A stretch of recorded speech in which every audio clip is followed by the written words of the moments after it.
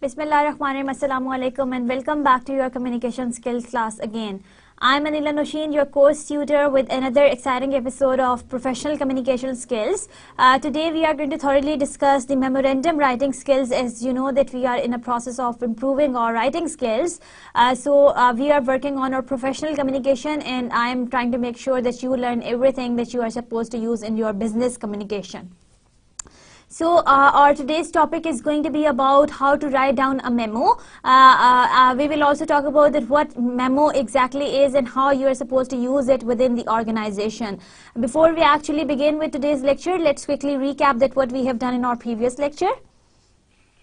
If you remember, the last lecture was about the writing email or email writing of your business communication, for which we have also seen some of the business email formats. We have also seen some examples of bad or poor email as compared to the good email that are kind of, professional emails. So first of all, we have thoroughly talked about that what is an email. Email basically are quick mode of communication. They are cheap and they can be sent through internet from city to city, from country to country, from person to person, without any delay and without any hurdle. Emails basically are a system of a global networking or information superhighway that takes your information to the receiver very quickly. We also discussed some of the techniques of writing effective emails, for which we have seen and we have also discussed that how you can write down the correct email IDs, how you can keep in mind the email etiquettes, and how you can write down the good emails. We also discussed that when to use an email. We also talked about the effective subject lines of the emails. We talked about the email content and style. We also talked about the email formatting. We also talked about the email signatures, how you can make your email professional.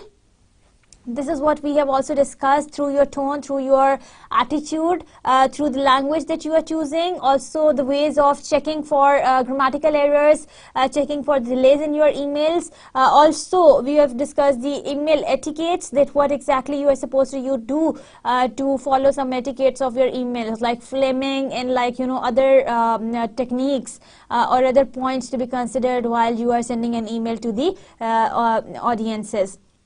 So I hope that you must have tried making the right or the correct account on any of the URLs that we have shared, like Yahoo, Hotmail, Juno, Excite, Gmail. So we have discussed so many. So I hope that you must have tried making your ID that resembles your name or that actually is your name, to make sure that you send an email, a professional email, through your professional ID. So today we are going to practice memorandum skills, that is writing down a memo. Now first of all, let's quickly discuss that what exactly is a memo. Memo is a written correspondence only within the company. Now it is a written correspondence, as we have also discussed, that has something to do with your writing skills. Now memo won't be electronic. That would be a written correspondence that you would find in the form of a hard paper, only within the company. Now this is one internal communication. So this is one internal communication channel that only communicates within the company.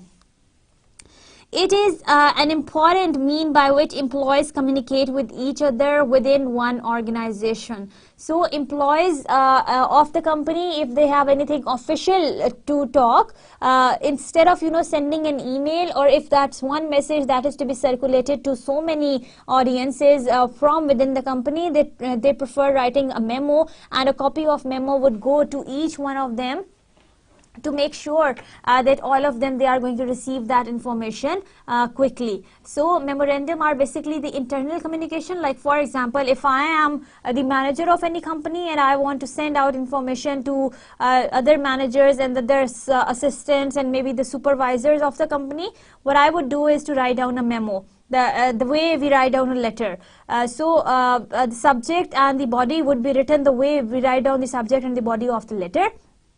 However, other components would be addressed in the memo that one we would deal with today.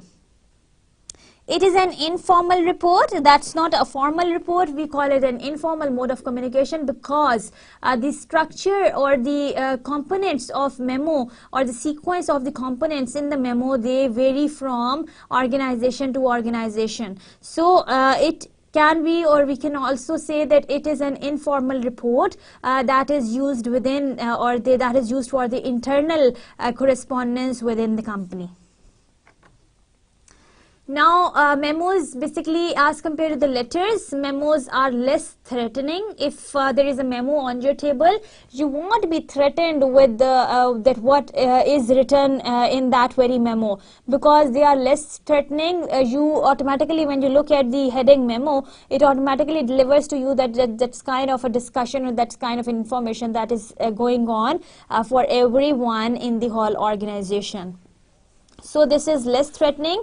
They are readily accessible. Anyone or everyone in the organization who are concerned can get the copy of the memo. They are easy to adapt. Since the structure is so simple and the structure is so easy, they are very easy to be adapted by everyone in the organization. They are used for many purposes, like introducing something, like calling for a meeting, and there can be so many other purposes of writing down the memos as well.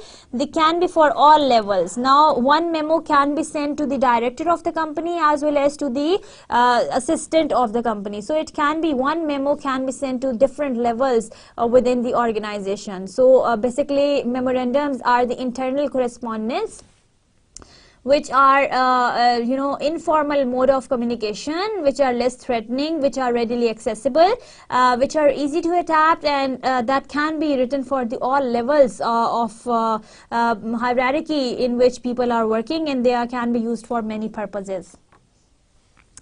Now, what should we know about the business memos? First of all, they are used within the organization. Now, this within itself indicates that they are internal correspondence of any organization. So first of all, memos are the internal correspondence. Secondly, they are usually informal in style, since the elements, no matter the elements are going to be there, but the sequencing of the elements may vary from organization to organization. So it's kind of informal in style. There are no hard and fast rules for they vary from organization to organization. They normally function as a non-sensitive communication, but since they are less threatening, they are non-sensitive communication. So they are normal mode of communication, so their normal function is less threatening. They are short and they are to the point, so there is no beating about the bush, like we relate or we provide histories in the email sometimes, and we also provide the background in the letters. Emails are direct and there is no background to it, and they are to the point. The next thing is they have a business tone and there are no slangs or jokes. The only thing about memo is that the jokes and the slangs cannot be used in it. That makes it formal in tone. They have this business tone that is kind of a professional tone that is being used in the memos. They do not require a salutation, but salutation sometimes is acceptable in the memos as well, varying from the structure of the memos from organization to organization. But the salutation is not actually required in the memos. They do not have a complimentary closing as does a business letter, for example, yours truly, yours sincerely. So this kind of the complimentary closing is not there in the memos. They have the format very different from the business letter. So as compared to the business letter, memos look really very different, and we would compare two of them today in detail once we are going to learn about that how memos look like. They may address one person or a group of individuals, they can address one person only, or they can be written for the group of individuals. So this is how business memos are. First of all, they are written within the organization. They are informal in style. They are basically non-sensitive communication within the company. They are really very short and they are really to the point. They are basically written in the business tone.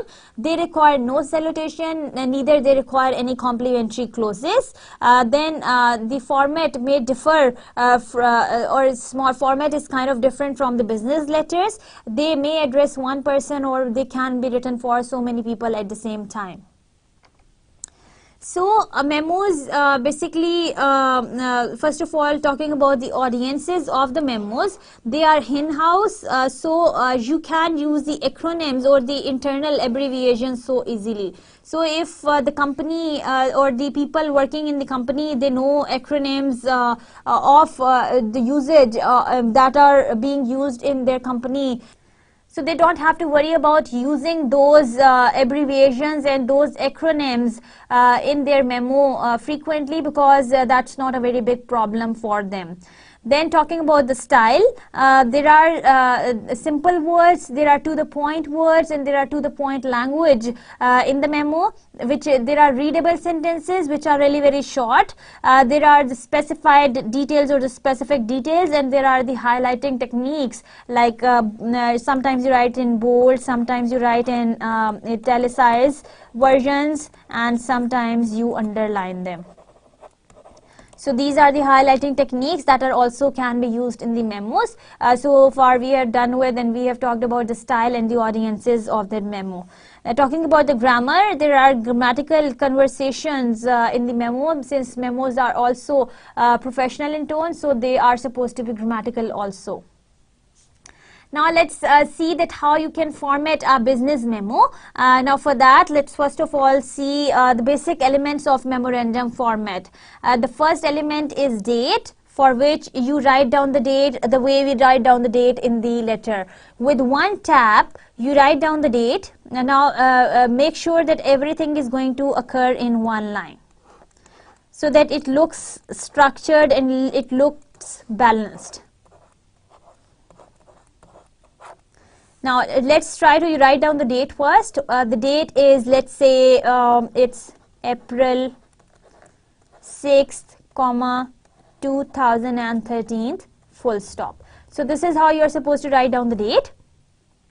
Now 2 would carry the names of the people who are supposed to or who will receive the copy of the email in the organization. Like for example, John Smith, comma. Now these are the name of the people who would receive the copy of the memorandum. Then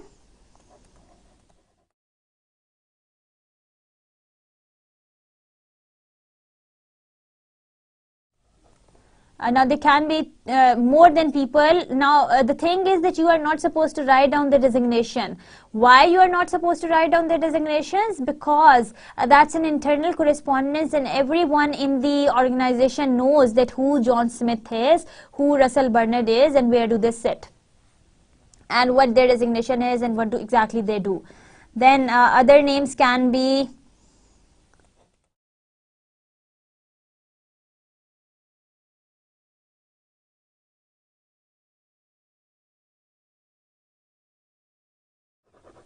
So this is how you keep on writing down the emails, no matter how many are they. You write them down into who are supposed to write down or who are supposed to receive the copy. From, of course, can be one person, that can be anyone.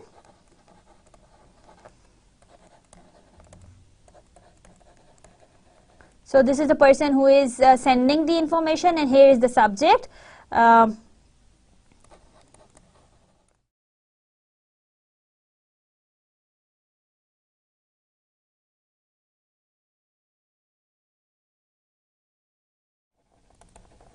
So new equipment and the costs required.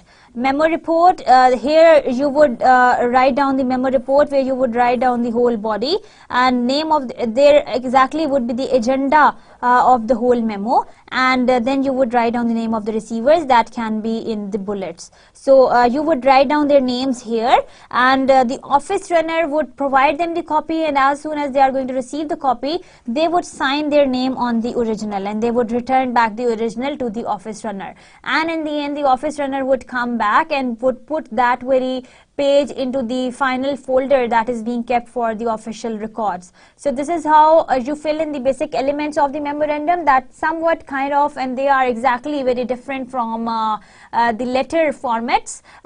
Here you have to mention the date, then to, then from, then subject, then memo report, and then names of the receivers. This somewhat looks like the email format as well, but not as a whole it looks like an email. Now there is a sample memo for you. There is a College of Business Administration Business Communication memo. Here are the elements, all the elements of the memo. Let's try to read them one by one. Now memorandum is the date, as you can very well see, is written as September 10, 2007 full stop. So headings and routing information should be written here. 2 is CBA students. Now it is sure that all the students would receive the copy, all the CBA students would receive the copy of this memorandum. From Dale Cotel. So you write down the name of the person who is writing that. The subject is how to write a memo. So let's see that how to write a memo. Now the subject is really very clear. Now let's read the details. This is your executive summary or introduction, in which you would introduce that what exactly is the main purpose of writing down this memo. Your instructor has asked you to write a memo which is most common from written communication in business. In order to perform this task successfully, you should conform to general business standards of content, format, structure and language use. Regarding content, the first rule of writing a good memo is get to the point.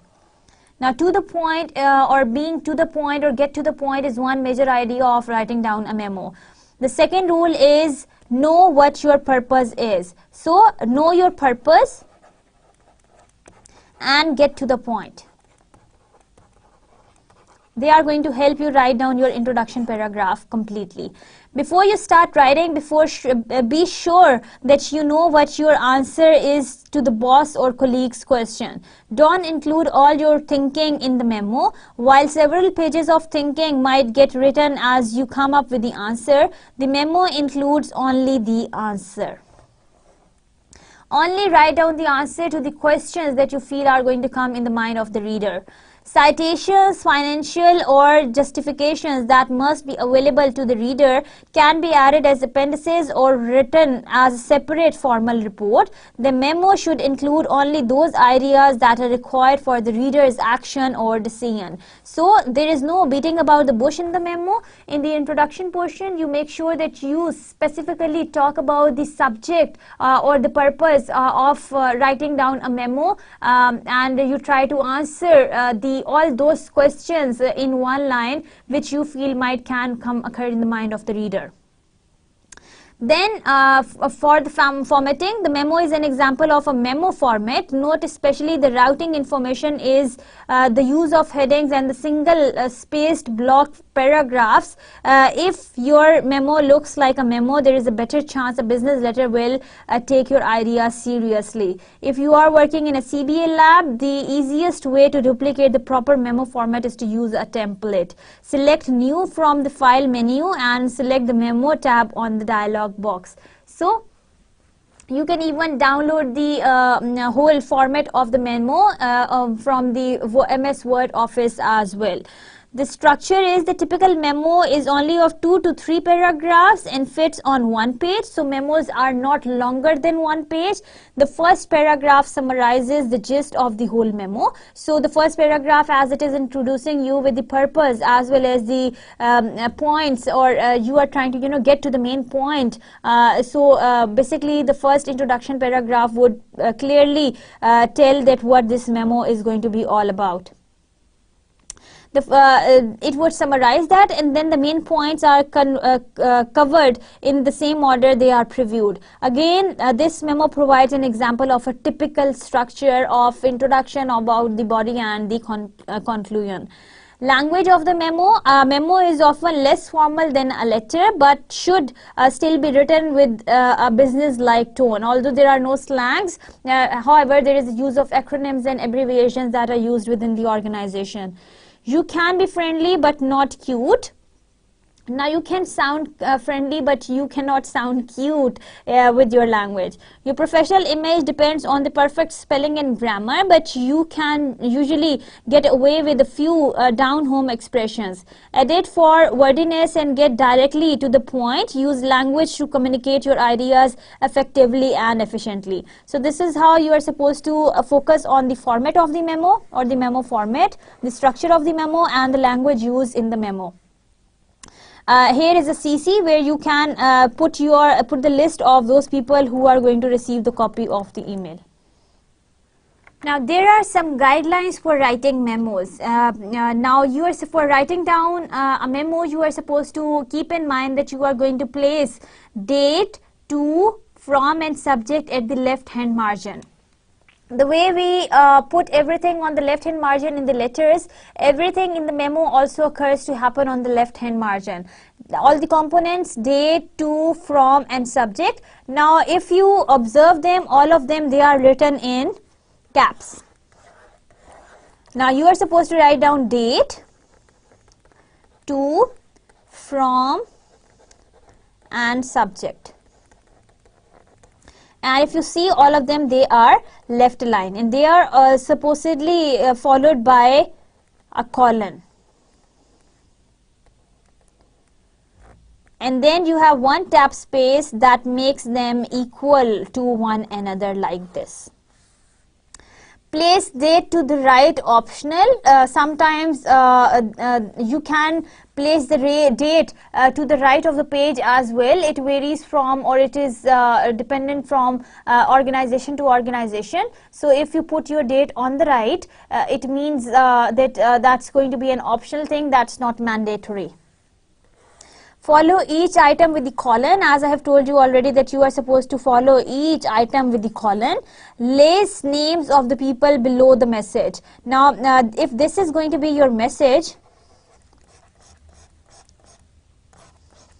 you are going to write down the distribution list here. And then you would lace up their names in the form of the bullets.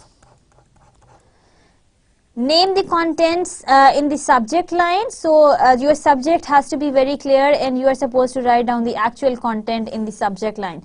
Signature must occur at right of your typed name. Now if this is the distribution list, and if it's my name written here, I am supposed to sign my name here like this. So this is how I write down, or I sign my name right opposite to my typed name, and then I return back the original paper to the person who has brought it to me. Now there is a proper process for memo writing, for which as you can very well see on the slide that there are 3 steps to be followed. There are 3 steps to follow. The first one is pre-writing, the second one is writing, and the third one is rewriting, that you know of already in detail. So without wasting time, let's quickly see that while making a memo, what exactly you are and how exactly you are supposed to stick to all these steps. As pre-writing is your planning or your shaping stage. So what exactly you are doing is, in your pre-writing stage, you are kind of brainstorming. So once you are brainstorming the material, it means that you can use different kinds of techniques, like mind mapping, like clustering. The mind map, once you are making clusters, you are putting the same ideas into one group. So in other words, you are making the clusters, the ideas which are related to one thing. If you are making mind maps, it means that you are making the flow diagram sometimes, and putting the related ideas, or making the mind map, or finding the related ideas in a different way. Once you have brainstormed your memo for the topic of your memo, then comes your writing stage.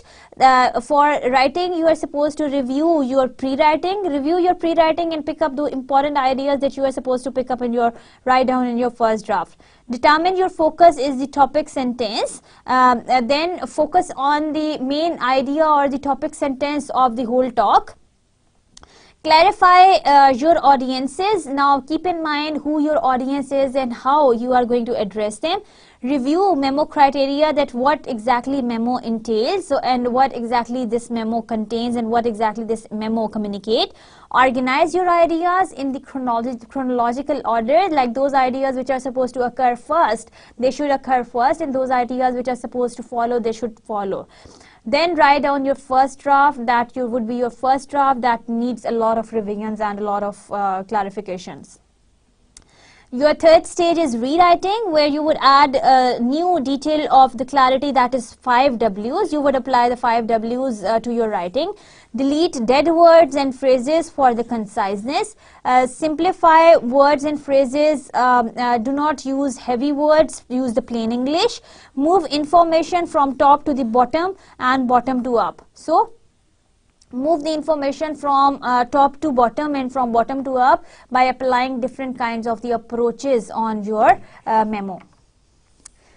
There are some types of memos. The first type of memo is student written memo, that one that you would try right now. The second type of memo is known as professionally written memo, that can be highly professional and that can be written for the larger number of the audiences. The third category is known as professionally written compare and contrast memo, in which the prices, sometimes the company achievements can be compared and can be contrasted. There are sometimes professionally written problem solution memo, in which the problems are being provided with the solutions in the memo that you are writing. Now let's practice writing one memo now. The topic is that a major project is being introduced at work. So we are working at some organization, and there was a major project that has been introduced.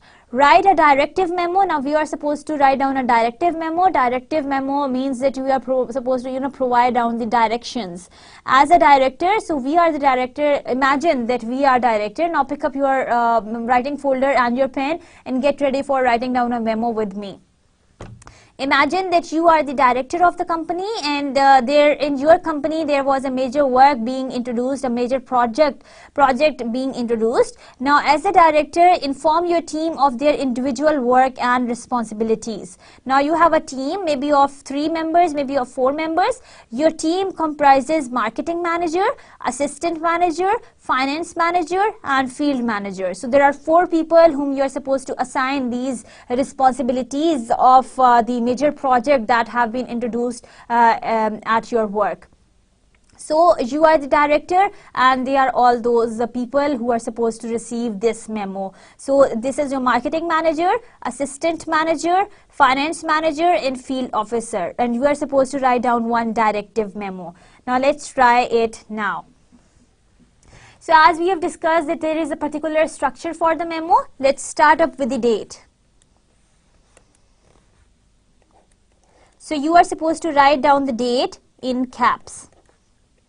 So the date is, with one tap you would write it down. The date is April 6th, 2013, full stop. Then you would write down 2, that is to be again followed by a colon.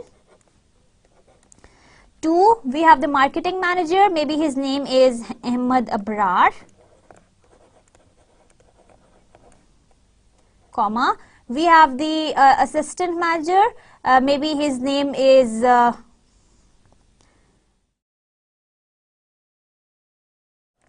Mansoor Abbasi.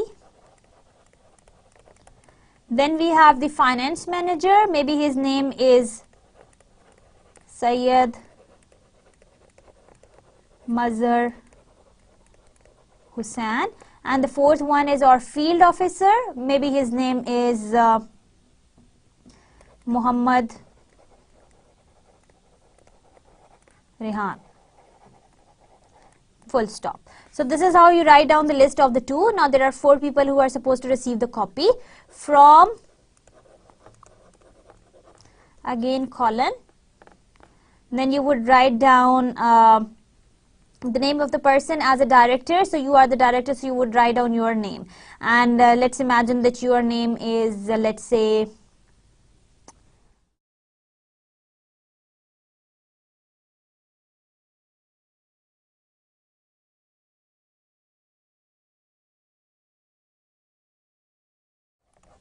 Mohammad Rasool Baksh. Nice name. Okay. So date, to, from, and the fourth category is the subject. That is supposed to be followed by a colon, and then you write down the subject. Now the memo was related to introducing a new project and introducing the responsibilities of the new project that is being introduced in your organization. So your topic should define clearly to them that what exactly this memo is going to be all about.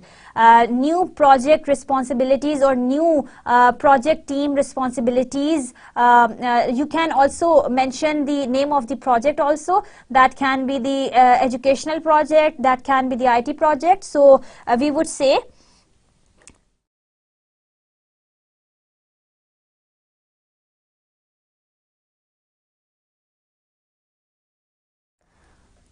newly launched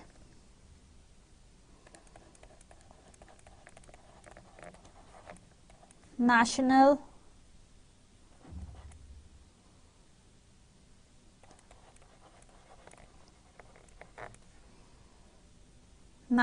Academy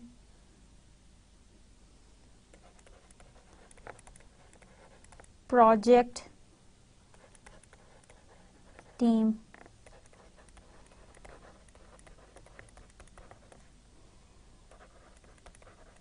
responsibilities. Now if you see that is occurring in only one line, that is also strongly indicating the name of the project, newly launched National Academy project team responsibilities. So it is strongly indicating that these are the team responsibilities for newly launched National Academy project. You can also write it other way around, that the team responsibilities of the newly or recently launched project, National Academy project. So this is how you can also write it down.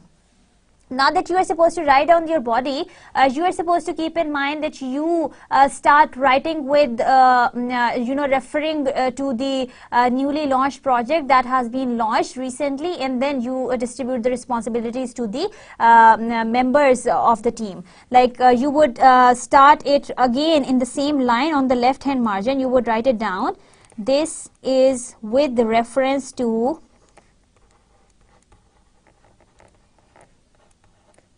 our newly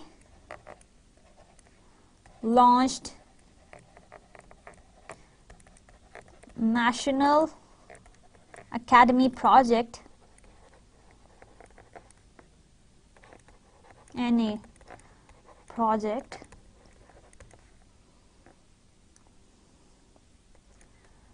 I wish to assign few responsibilities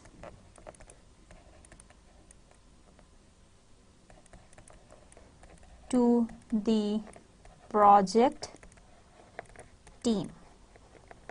Now that you have written down the main purpose of writing down the memo in your first line, now let's start with the agenda. And for writing down the agenda, you are supposed to make sure that you would give a one tap space here, and you would write down your agenda in bullets. And for writing down your agenda in bullets, you would keep on defining each one's responsibility per line. Like for example, if this is going to be your first bullet and you have written that this person is going to be the marketing manager, so you would write it down as Ahmed Abrar, marketing manager. Now you can use these abbreviations in your memo very clearly, because the MM will be understandable by everyone around, that MM stands for marketing manager. The marketing manager will be responsible for so and so, right? So this is how you write down the responsibility of the marketing manager. Then comes your assistant manager, Mansoor Abbasi. Assistant manager will take the lead of so and so, and then his task would be defined thoroughly. Then your third bullet would be about the finance manager, who is Syed Mazhar Hussain he is the finance manager, will be managing so and so. So this is how you write down the responsibilities of the finance manager. Then the fourth one is Muhammad Rihan, field officer, will be responsible for so and so stuff. So this is how you complete your agenda within the form of bullets.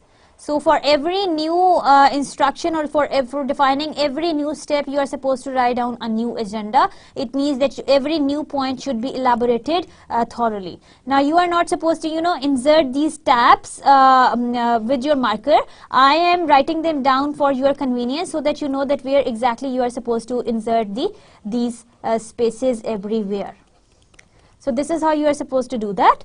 And then moving on, you would write down your conclusion or your conclusory lines. I look forward to your prompt action and taking the responsibilities at your earliest. And here your memo would finish. Now you don't have any complimentary clause, neither you had any salutations. You hadn't had to write any dear so and so, and you don't have to write any salutations. Here you would write down your distribution list. Now, of course, the distribution would would carry the names of the people of these four: Ahmed Abrar, Mansoor Abbasi, Sayyid Mazhar Hussain, and Muhammad Rihan.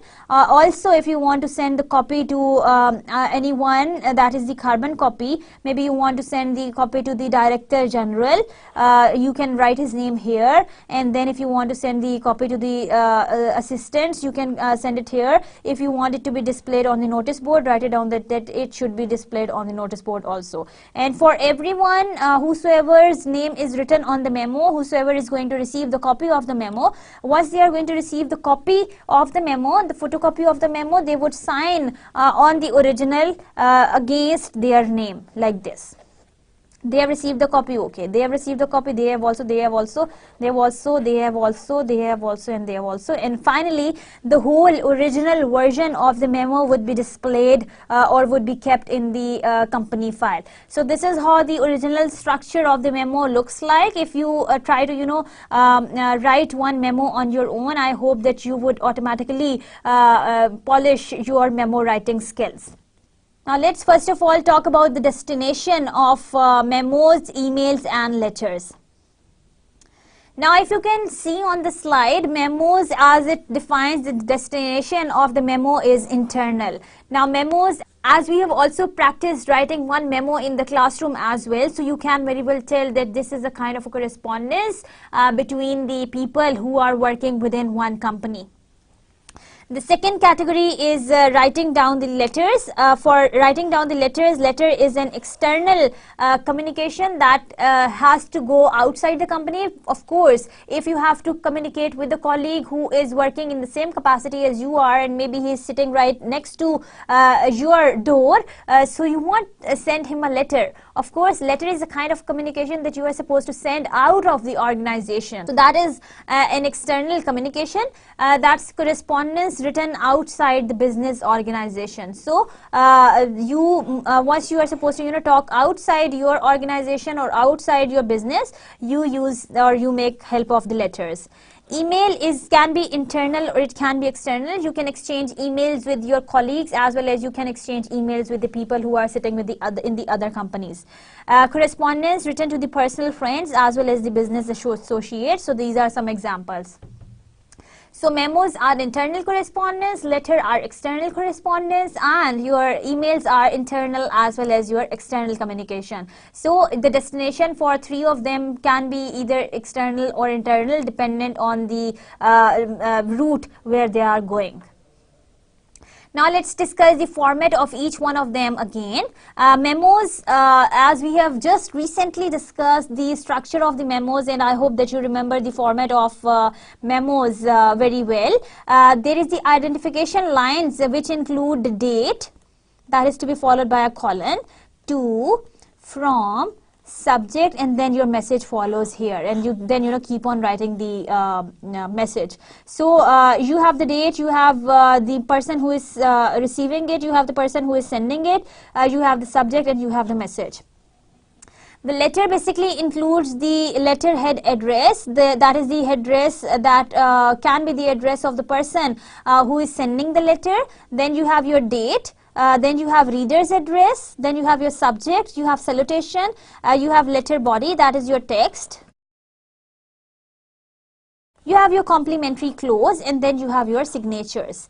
In the email, identification lines include the subject, from, which carries the writer's names and the email address, sent, that carries the date of transmission, to, reader's name and email address, and the message follows. So altogether, or almost, the elements in the memos, letters and emails are kind of similar, and they kind of are related to each other, yet they are different, since the formatting or the sequencing is kind of different from varying from memo to letter and then to email. Now let's talk about the audiences of all three of them, as the destination is not alike in email, memo or letters. So audiences can also be varying from situation to situation. Memos as they communicate, or memos as they are being furnished within the organization, so they are being those people who are working within the organization, they are basically high tech or the low tech audiences. So they are not the lay audiences who do not totally understand that what's going on. So generally they can be high tech or they can be low tech audiences. They are mostly business colleagues who are working within one organization. Letters usually or generally have lay tech and lay readers, low tech and lay readers. So sometimes you can have the low tech audiences, or you can also have the lay readers who are your clients and customers who are totally unaware of the situation and that what's going on. Now examples can be the vendors, clients and the customers. Emails are generally multiple readers with various levels of knowledge. Now one email can be CC'd to a lot so many people, and it can also be BCC'd to a lot so many people. So it has got the multiple readers to who are going to read the email. It could include the instructors, it could include the company supervisors, subordinates, as well as family and friends. So whomsoever you are going to write an email to, your audiences would differ from situation to situation, and accordingly you would have to design your email, and you would have to format your email accordingly. So once you are writing down a memo, you don't have to worry, because they are high-tech and low-tech audiences who understand that what you are talking about. If you are writing down a letter, they are lay audiences who are totally unaware of the things that you are talking about. So you are supposed to provide them the ample background, sufficient background through which they can understand that what's going on.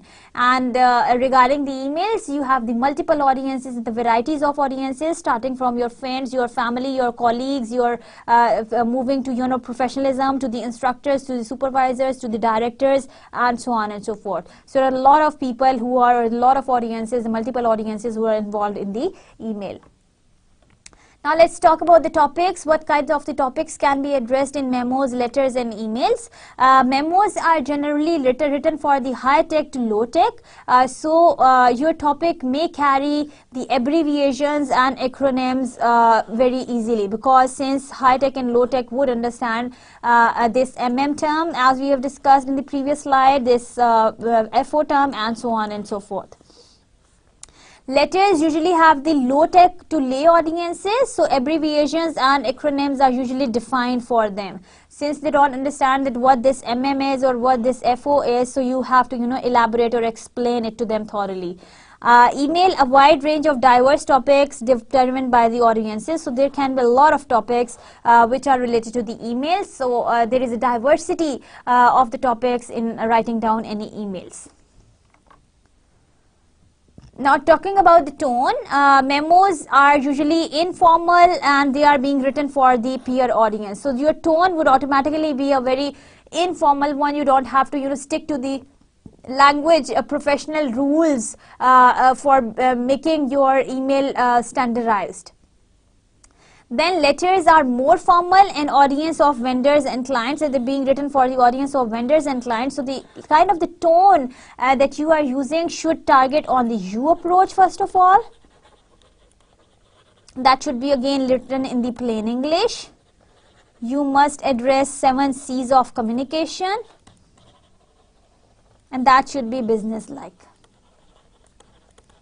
So you are supposed to keep in mind that for writing down a letter, you are going to stick to all these rules once you are going to send your email to, or once you are going to send your letter to vendors and clients. And you are supposed to also sign courteous in your letter. Email is usually informal because of the conversational nature of the electronic communication, because since you have the past message to which you are replying your answer to, so your tone would automatically become a kind of informal once you are going to talk about an email. Talking about the attachments or enclosures, now there are attachments and there are enclosures with the memos, letters and emails. Now memos, for the memos, there are the hard copy attachments can be stapled to the memo. So if you have any attachment to be attached with the memo, the hard copy can be attached with the help of the stapler. Then complimentary copies can be sent to the other readers also. So it's not dependent that you are going to only send the copies to the people who require or who are involved in the memo. Other people can also receive the complimentary copies.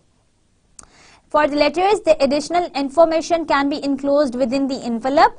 Complimentary copies can be sent to the other readers. So for the additional information, like for example, if you are sending a cover letter, you would place your resume under the cover letter, and that can be sent to the relevant person in the envelope. Emails for attaching, these are basically you can attach the computer files, you can also can attach your pictures, you can also attach the graphics and so on. So active links and downloadable graphics can be attached with your emails. And there is a specific limit to which a file can be attached with your email. Complimentary copies can be sent to the other readers who are in the CC or in BCC. So this is how different attachments can be enclosed with the letters, with emails and with memos. Now talking about the structure of memo, email and letter. Now memos basically as written on the A4 size paper. They are typically 8.5 to 11 inch with 1.5 margin. So if this is going to be your A4 size paper, that would be 8.5 into 11 inch like this. That would be 11 and that would be 8.5. And with 1 inch margin on every side. So this is how your memo would look like. There are 80 characters per line and 55 lines per page. So there can be 55 lines per page and there can be 80 characters including the spaces within one line. Regarding the letters, letters again are written on the same A4 size papers of computer. Which carry 8.5 inch margin and again 11 inch margin from both sides. This is this one and this is this one, and then you have 1 inch margin from every other side. There are 80 characters per line and 55 lines per page. That is same as with the memos. Emails are typically one viewable screen with 60 to 70 characters per line. So emails basically are made or basically are written on one viewable screen, which are from 60 to 70 characteristics or characters per line.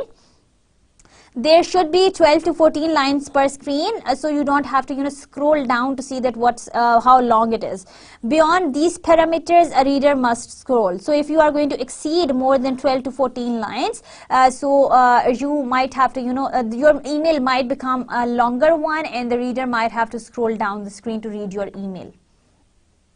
Talking about the security of letter, memo and email, Memos security is dependent on the company's mail delivery if that is reliable. So the person who is delivering the memo within the company from person to person, it depends on the reliability of that person. If the company's mail delivery is reliable, the memo will be placed in reader's mailbox. But if it's not reliable, then make sure that you address all the concerns on that very spot.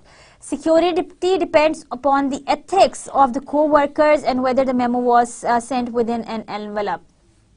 So if I have my desk here and there is a person who sits right next to you, and if while crossing my ethics or while crossing these limitations of the ethics, if I go somewhere out, maybe to the washroom or maybe to the kitchen to find out a cup of tea, maybe if my colleague tries to see that what this memo is going to be all about and where this person is going, so that's against the ethics, and that doesn't look nice if you are looking someone else's thing in their absence. Letters, the privacy laws protect the letter's content. So if the letter is sealed up properly with the stamp, it means that the letter is confidential one. So it cannot be or should not be opened by someone else. Once the reader opens the envelope, he or she sees exactly what the writer wrote. So if you find a stamp, being kind of the envelope kind of sealed up once before you have opened that, make sure that the material that you are reading has been originally sent by the sender, because in most of the situations the letters are being read by the third parties as well. Since this is the situation where we are living, so try to make sure that things like that don't happen to you. Email systems like computer systems malfunctions from time to time. So computers are sometimes not reliable, and there can be functions who can be problematic for different people. Sent email might not arrive. Sometimes the sent email may or may not arrive to you. The content can be the same, but the page layout could be different. The content can be the same, but the page layout, like for example, if I have my own official layout of the email, once I'm going to send that email to someone on Gmail or maybe on Hotmail, the outlay may look different. Email can be tampered with and/or readers by the access to the system. So emails, the security of the emails is dependent on you. If you go to the internet cafeteria for writing down an email, make sure that you delete the history, because there are so many email hackers that happen to hack your email IDs or sometimes your email passwords, and you lose everything that was there in your whole communication with the world. Now that was all about the similarities and the differences between the email, letter and memo. There is another exercise for you that is going to be your quiz exercise that you are supposed to solve right now. It's time for, in the memo, and the direction for the memo says that it's time for your group to meet again for the final project. Assume that you are the group leader. Write down calling a meeting and provide an agenda. Now that your group, you have 5 or 6 members in the group who are again meeting down, or who are again meeting for the final project. Now assume that you are the group leader, and as a group leader you are going to call the meeting for arranging a suitable time, and then calling in the directions, and also provide the agenda that why are you calling in the meeting. Now let's try writing one on our own. Let me give you some directions so that you can solve your quiz efficiently. You would start your memo here. You would write down the date first of all. Then you would write down in the date, you would clearly, the way we write down month first. Then you write down the date, and then comma, and then you write down the year. That is followed by full stop. Then you write down to. You would write down names of your group members.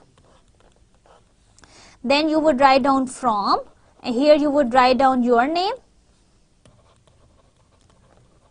Then you would write down the subject. Now remember that your subject is going to be clear enough to identify that you are calling a meeting for the final project. So make sure that you design your subject accordingly. Then you are supposed to write down the body of the letter. In the first paragraph you are supposed to introduce the purpose. So your purpose is to be introduced thoroughly, and along with that you are introducing your purpose thoroughly, also you are supposed to get to the point. For getting to the point, make sure that you are not going to add the extra details which are of no use in the whole material. Then in the end you would write down the distribution list. Now in your whole body, make sure that you are going to write down the proper time for meeting. Now you would write down the time, you would write down the day, you would write down the date, you would write down the venue.